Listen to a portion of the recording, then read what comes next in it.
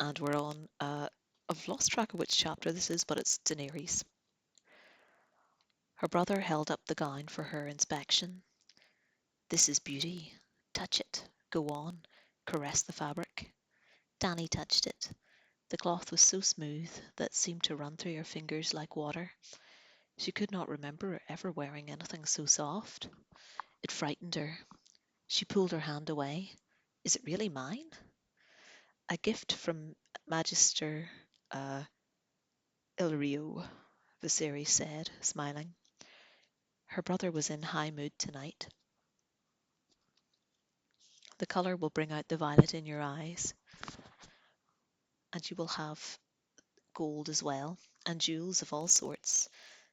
Illyrio has promised.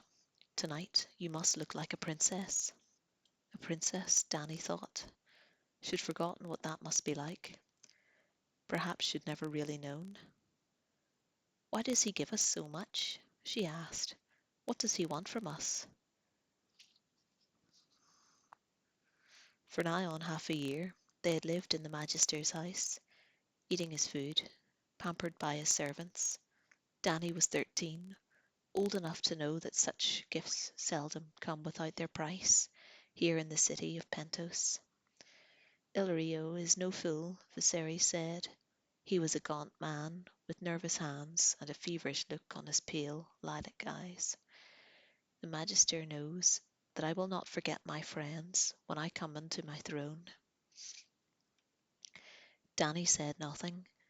Magister Illyrio was a dealer in spices, gemstones, dragon bone, and other less savoury things. He had friends in all of the 9 free cities, it was said, and beyond. In Vaes Dothrak and the fabled lands beside the Jade Sea. It was also said he'd never had a friend who wouldn't cheerfully sell out for the right price.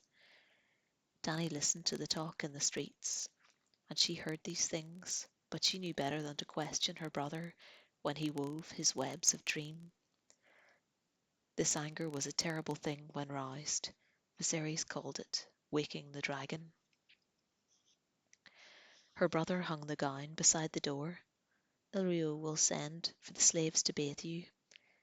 Be sure to wash off the stink of the stables. Khal Drogo has 1,000 horses. Tonight he looks for a different sort of mount. He studied her critically. You still slouch. Straighten yourself. He pushed her back, uh, he pushed back her shoulders with his hands. Let them see that you have a woman's shape now. His fingers brushed lightly over her budding breasts and tightened on a nipple. You will not fail me tonight. If you do, I will go hard for you. You don't want to wake the dragon, do you? His fingers twisted her, the pinch cruelly hard, even through the rough fabric of her tunic. Do you? He repeated. No, Dany said meekly. Her brother smiled. Good. He touched her hair, almost with affection. When they write the history of my reign, sweet sister, they will say it began tonight. When he was done, or gone, Dany went to her window and looked out wistfully on the waters of the bay. The square brick towers of Pentos were black silhouettes outlined against the setting sun. Dany could hear the singing of the red priests as they lit their night fires and the shouts of the ragged children playing games beyond the wall of the estate. For a moment she wished she could be out there with them, barefoot and breathless and dressed in tatters, with no past, no future, and no feast to attend at Khal Drogo's manse. Somewhere beyond the sunset, across the narrow sea, lay a land of green hills and flowered plains and great rushing rivers, where towers of dark stone rose amidst magnificent blue-grey mountains, and armoured knights rode to battle beneath the banners of their lords. The Dothraki called the land Rash al Dilhi, the land of the Andals, and free cities. They talked of Westeros and the Sunset Kingdoms. Her brother had a simpler name, Our Land, he called it. The words were like a prayer to him. If he said them enough, the gods are sure to hear. Ours by blood right, taken from us by treachery, but ours still, ours forever. You do not steal from it the dragon. Oh no, the dragon remembers. But perhaps the dragon did remember, and perhaps the dragon did remember, but Dany could not. She had never seen this land her brother said was theirs, this realm beyond the narrow sea, these places he talked of, Castle Rock with the Eyrie, High Garden and the Vale of Arryn, Dorne and the Isle of Faces. They were just words to her. Viserys had been a boy of 8 when they had fled King's Landing to escape the advancing armies of the usurper, but Daenerys had only been a quickening in their mother's womb. Yet sometimes Dany would picture the way it had been. So often had her brother told her the stories, the midnight flight to Dragonstone, moonlight shimmering on the ship's black sails, her brother Rhaegar battling the usurper in the bloody waters of the Trident and dying for the woman he loved. The sack of King's Landing by the ones Viserys had called the usurper's dogs, the lords Lannister and Stark, Princess Elia of Dorne pleading for mercy as Rhaegar's heir was stripped from her and murdered before her eyes. The polished skulls of the last dragons staring down sightlessly from the walls of the throne room, while the Kingslayer opened father's throat with a golden sword. She had been born on Dragonstone 9 months after their flight, or 9 moons after their flight, while a raging summer storm threatened to rip the island's fastness apart. They had said that storm was terrible. The Targaryen fleet was smashed while it lay at anchor, and huge stone blocks were ripped from the parapet and sent hurling into the wild waters of the narrow sea. Her mother had died birthing her, and for that her brother Viserys had never forgiven her. He did not remember, or she did not remember Dragonstone either. They had run again, just before the usurper's brother set sail with his new-built fleet. By then, only Dragonstone itself, the ancient seat of their house, had remained of the 7 kingdoms that had been theirs. It would not remain for long. The garrison had prepared to sell them to the usurper, but one night Sir Willem Darry and 4 loyal men had broken into their nursery and stolen them along with her wet nurse, and set sail under the cover of darkness for the safety of the Bavarian coast, or Bavarosian coast. She remembered Sir Willem dimly, a great grey bear of a man, half blind, roaring and bellowing orders from his sick bed. The servants had lived in terror of him, but he had always been kind to Dany. He called her little princess and sometimes my lady, and his hands were soft as old leather. He never left his bed though, and the smell of sickness clung to him day and night, a hot, moist, sickly sweet odour. That was when they lived in Braavos, in the big house with the red door. Dany had had her own room there, with a lemon tree outside her window. After Sir Willem had died, the servants had stolen what little money they had left, and soon after they had been put out of the big house. Dany had cried when the red door closed behind them forever. They had wandered since then, from Braavos to Myr, from Myr to Tarush, and on to Quhor and Volantis and Lys, never staying long in any one place. Her brother would not allow it. The usurper's hired knives were close behind them, he insisted, though Dany had never seen one. At first the magisters and archons and merchant princes were pleased to welcome the last Targaryens to their homes and tables, but as the years passed and the usurper continued to sit upon the Iron Throne, doors closed and their lives grew meaner. Years passed and they had been forced to sell their last few treasures, and now even with the coin they had gotten from Mother's crown, gone. In the alleys of wine, in the alleys and wine sinks of Pentos, they called her brother the Beggar King. Danny did not want to know what they called her. We will have it all back some day, sweet sister, he would promise her. Sometimes his hand shook whenever he talked about it. The jewels and the silks, Dragonstone and King's Landing, and the Iron Throne, and the Seven Kingdoms. All they had taken from us, we will have it back. Viserys lived for that day. All that Daenerys wanted back was the big house with the red door and the lemon tree outside her window, the childhood she had never known.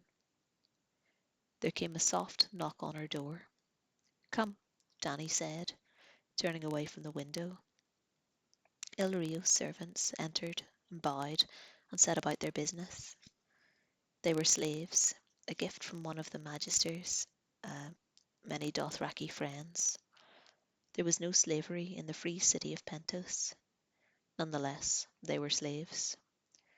An old woman, small and grey as a mouse, never said a word, but the girl made up for it. She was Ilrio's favourite, a fair-haired, blue-eyed wench of 16 who chattered constantly as she worked. They filled her bath with hot water brought up from the kitchen and scented it with fragrant oils. The girl pulled the rough cotton tunic over Dany's head and helped her into the tub. The water was scalding hot, but Daenerys did not flinch or cry out. She liked the heat. It made her feel clean. Besides, her brother had often told her that it was never too hot for a Targaryen. Ours is the house of the dragon, he would say. The fire is in our blood.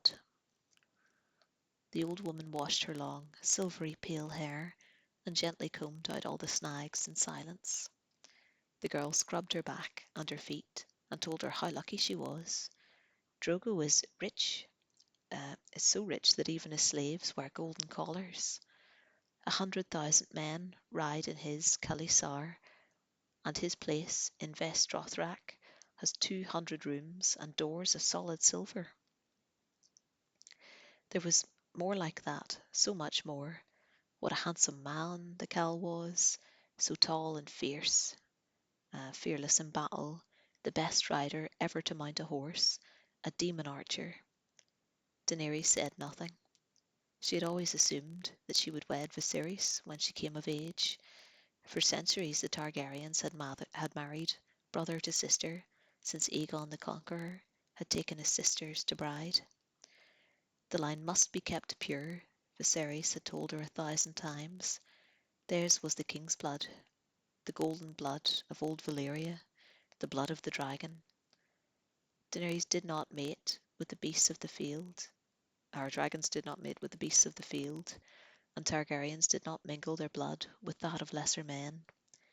Yet, now Viserys schemed to sell her to a stranger, a barbarian. When she was clean, the slaves helped her out of the water and towelled her dry.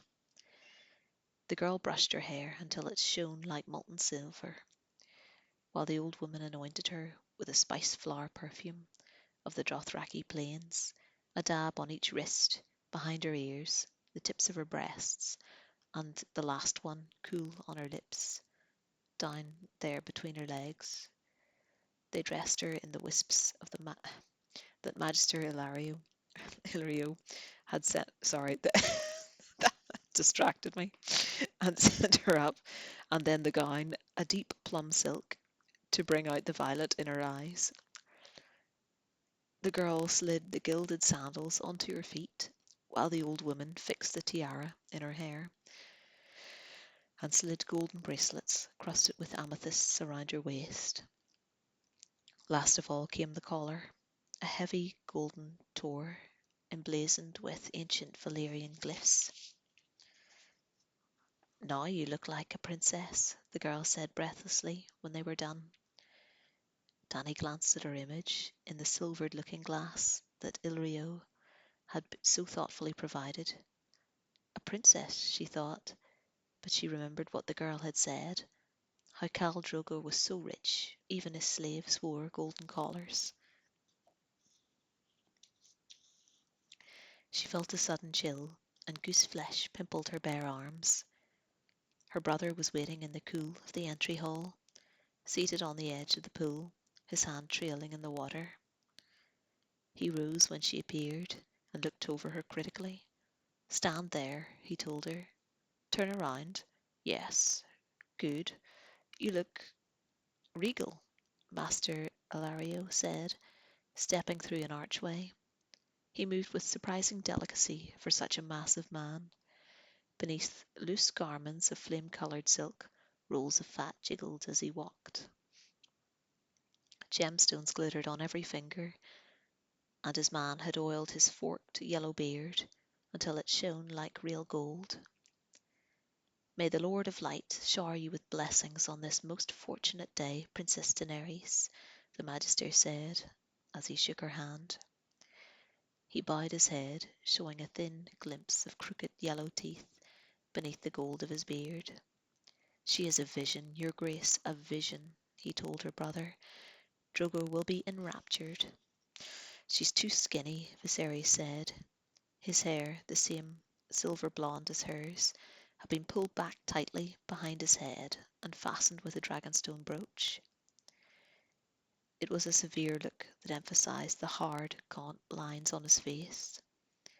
He rested his hand on the hilt of his sword that Ilario had lent him and said, Are you sure that Khal Drogo likes his woman this young? She has had her blood. She is old enough for Khal, Illyrio told him, not for the first time. Look at her, that silver gold hair, those purple eyes. She is the blood of old Valyria. No doubt, no doubt. And highborn, daughter of the old king, sister to the new.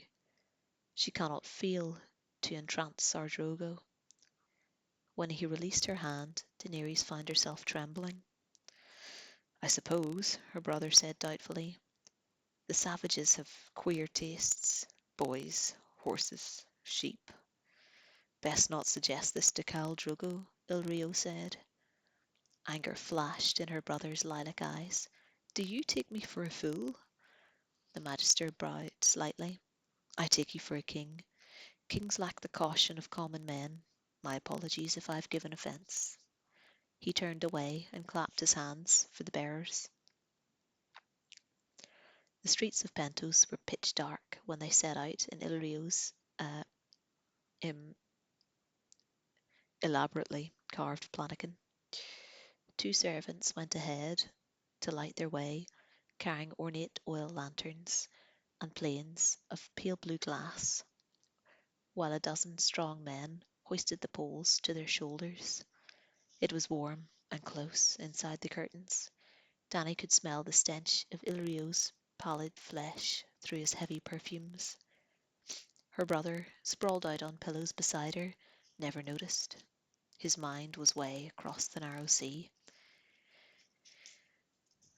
We won't need his whole Khalasar, Viserys said. His fingers toyed with the hilt of his borrowed blade, although Dany knew he'd never used a sword in earnest. 10,000 would be enough. I could sweep the 7 kingdoms with 10,000 Dothraki screamers. The realm will rise for its rightful king. Tyrell, Redwyne, Darry, Greyjoy. They have no more love for the usurper than I do. The Dornishmen burn to avenge Elia and her children, and the small folk will be with us. They cry out for their king. He looked at Illyrio anxiously. They do, don't they? They are your people, and they love you well, Magister Illyrio said amicably. In the holdfasts all across the realm, men lift secret toasts to your health, while women sew dragon banners and hide them against the day of your return across the water. He gave a massive shrug, or so my agents tell me. Dany had no agents, no way of knowing what anyone was doing or thinking across the narrow sea, but she mistrusted Ilrio's sweet words, and she mistrusted anything about Ilrio. Her brother was nodding earnestly, however. I shall kill the usurper myself, he promised. He had never killed anyone, though. As he killed my brother Rhaegar and Lannister too, the Kingslayer, for what they did to my father. That would be most fitting, Magister Ilrio said.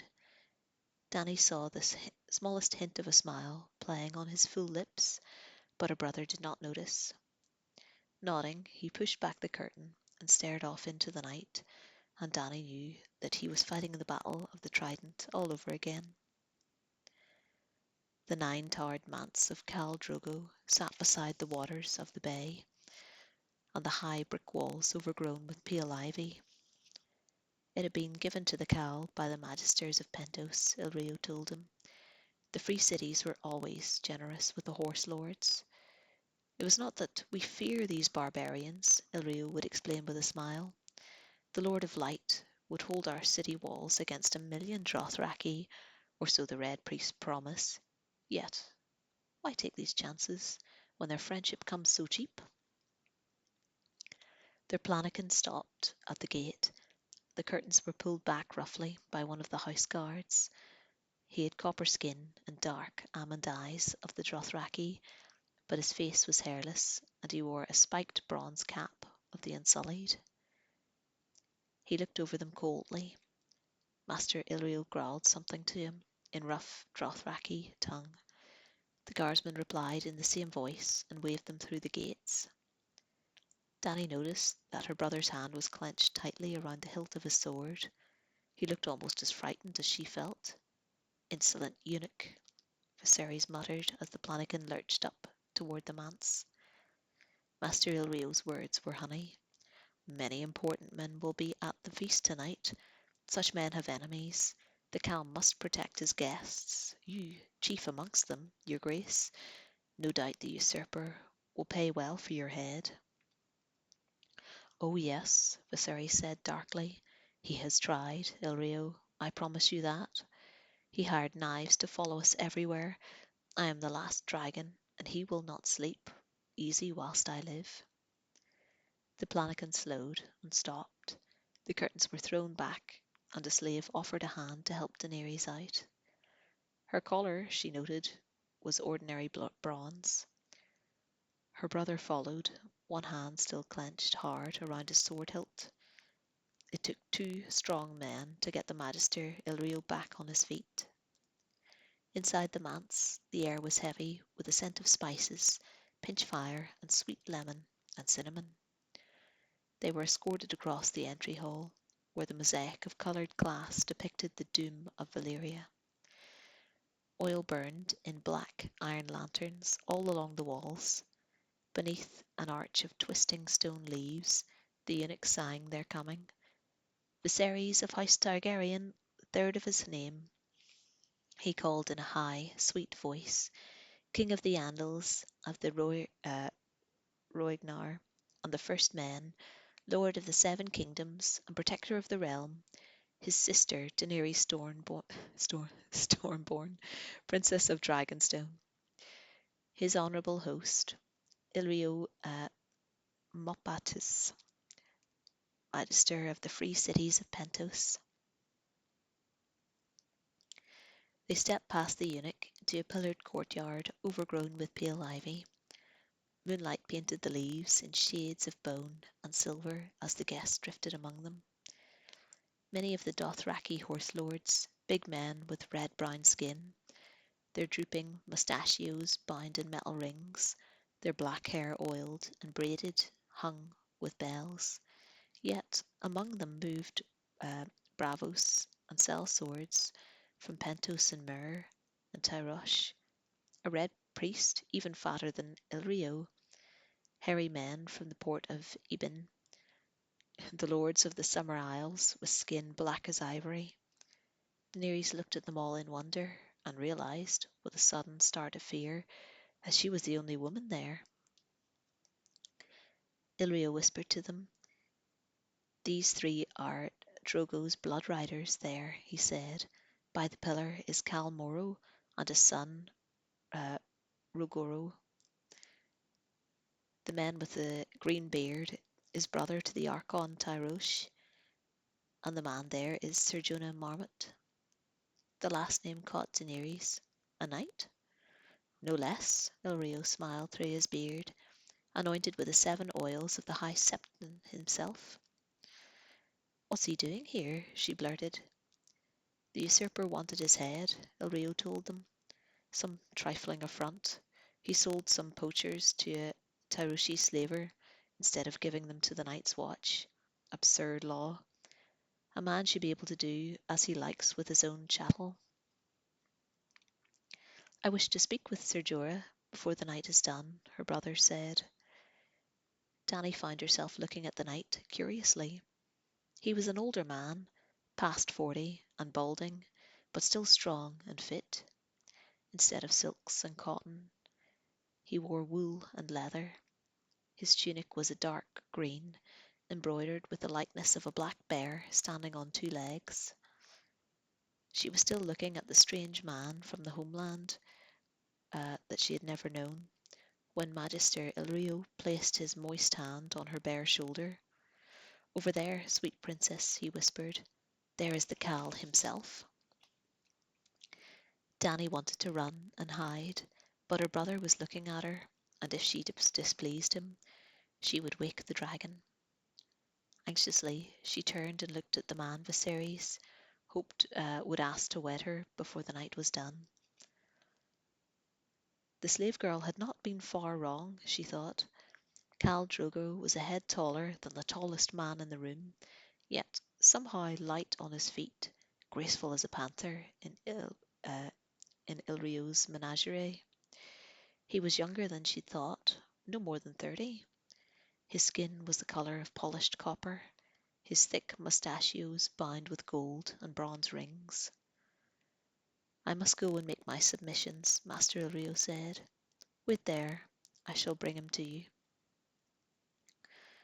Her brother took her arm as Ilrio waddled over to the Khal, his fingers squeezing so hard they hurt. Do you see his braid, sweet sister? Drogo's braid was black as midnight and heavy with scented oil, hung with tiny bells that rang softly as he moved, yet swung well past his belt, even below his buttocks, the end of it brushing against the back of his thighs. You see how long it is? Viserys said. When Dothraki are defeated in combat, they cut off their braids in disgrace, so the world will know their shame. Khal Drogo has never lost a fight. He is Aegon the Dragon Lord, come again, and you will be his queen. Dany looked at Khal Drogo. His face was hard and cruel, his eyes as cold and dark as onyx. Her brother hurt her sometimes when she woke the dragon, but he did not frighten her in the way that this man frightened her. I don't want to be his queen, she heard himself say in a small voice. Please, please, Viserys, I don't want to, I just want to go home. Home? He kept his voice low, but she could hear the fury in his tone. How are we to go home, sweet sister? They took our home from us. He drew her into the shadows, out of sight, his fingers digging into her skin. How are we to go home? He repeated, meaning King's Landing and Dragonstone and all the realm that they had lost. Dany had only meant their rooms in Ilrio's estate. No true home, surely. Though all they had, her brother did not want to hear that. There was no home for him. Even the big house with the red door had been no home for him. His fingers dug hard into her arm, demanding an answer. I don't know, she said at last, her voice breaking, tears welling in her eyes. I do, he said sharply. We go home with an army, sweet sister, with Khal Drogo's army. That is how we go home, and you must wed him and bed him for that. He smiled at her. I'll let his whole Khalasar fuck you, if need be, sweet sister, all 40,000 men, and their horses too, if that's what it took to get me my army. Be grateful it's only Drogo. In time, you may even learn to like him. Now dry your eyes. Ilrio's bringing him over, and he will not see you crying. Danny turned and saw this was true. Magister Ilrio, all smiles and bows, was escorting Khal Drogo over to where they stood. She brushed away unfallen tears with the back of her hand. Smile, Viserys whispered nervously, his hands falling to the hilt of his sword. And stand up straight. Let him see that you have breasts. Gods know you have little enough as it is. Daenerys smiled and stood up straight. And that's the end of that chapter. I remember back whenever Game of Thrones first came out, and obviously got the hype it did. A lot of people were talking about it, but I didn't see the series for quite a while. I did read the book, and I was talking one day to somebody in work about it, and I'd mentioned Danny, and they said to me, "Who are you talking about?" I said, "Danny," because that's what which is called in the book, and they were saying, "Oh, you mean Daenerys?" But yeah, throughout the chapter, they call her Danny. But I'll get this uploaded, and thank you for listening.